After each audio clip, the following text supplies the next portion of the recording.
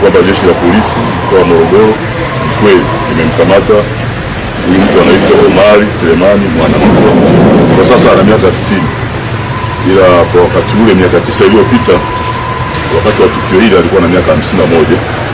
Huyu alikuwa ni dereva taksi, lakini pia ni mkazi wa hapa Morogoro maeneo ya Chamwino, na alikuwa akitafutwa tangu mwaka 2016 kwa tuhuma za mauaji ya mwanamke aliyekuwa anajulikana kwa jina la Ulumbi Stefano.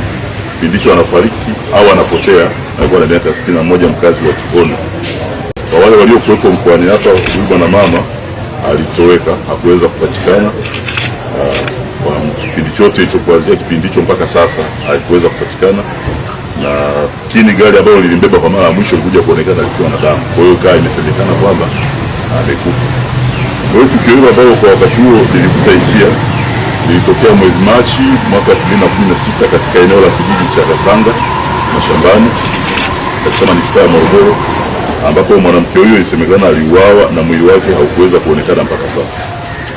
Taarifa za mashuhuda wa tukio hilo zilieleza kuwa mwanamke huyo alikuwa na mazoea ya kutumia gari la huyu bwana Omari Selemani Mwanamke, ambaye mimi nitamuita mtuhumiwa,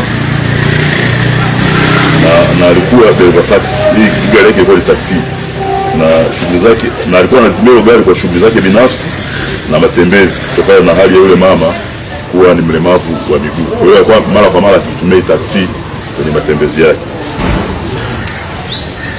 Baada ya mwanamke huyo kutoonekana kwa muda, ndipo baadaye gari namba T 577 AQJ aina ya Toyota Corolla mali ya Mayasa Ali Hashim. Huyu alikuwa kwa sasa ni afisa elimu mstaafu, ni mkazi wa mkoani Tanga, lakini alikuwa akiishi hapa Morogoro. Lililokuwa linaendeshwa na huyo mtuhumiwa ambaye nimemtaja, ilikutwa imetelekezwa eneo la Msamvu kwenye kituo kimoja hapo cha kuuzia mafuta ya magari, na likiwa limesheheni damu kama ambavyo nimesema. Kwa wakati wote huo jeshi la polisi kwa kushirikiana na wananchi wema walikuwa kwenye ufuatiliaji wa marehemu pamoja na huyo mtuhumiwa, lakini hatimaye huyo mtuhumiwa amekamatwa.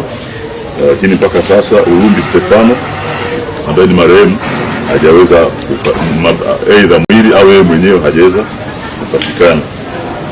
Kwa hiyo hatua mbalimbali za kisheria zinaendelea kukamilishwa kwa ajili ya maamuzi, ikizingatiwa kuwa gari la mtuhumiwa lilikutwa likiwa na damu inayodhaniwa kuwa ilikuwa ya Ulumbi Stefano.